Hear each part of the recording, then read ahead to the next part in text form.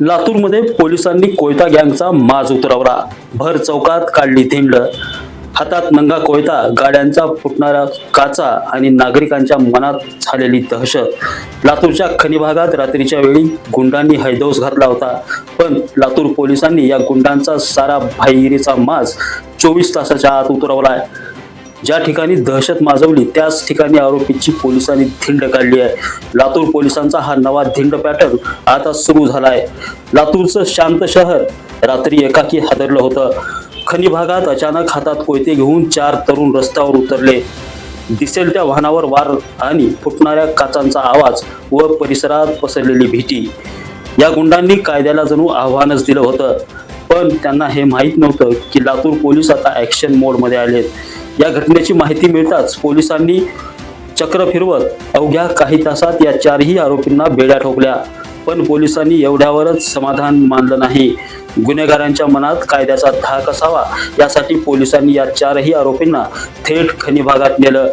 ज्या ठिकाणी त्यांनी कोयते फिरवून दहशत माजवली होती त्याच रस्त्यावरून पोलिसांनी या गुंडाची पायी धिंड काढली.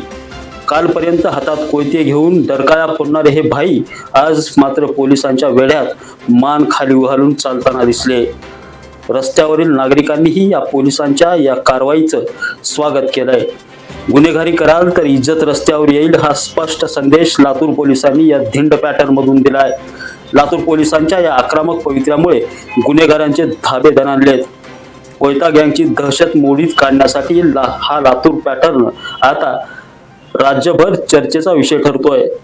पण प्रश्न एकच आहे, या धिंडीनंतर तरी लातूरमधील गुंडगिरी कायमची संपणार का?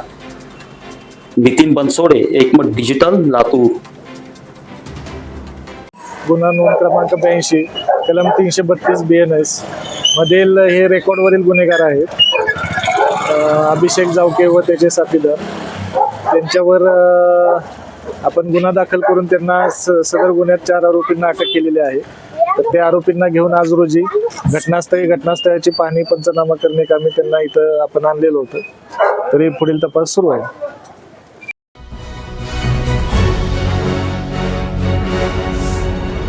Thanks for watching Ekmat Digital.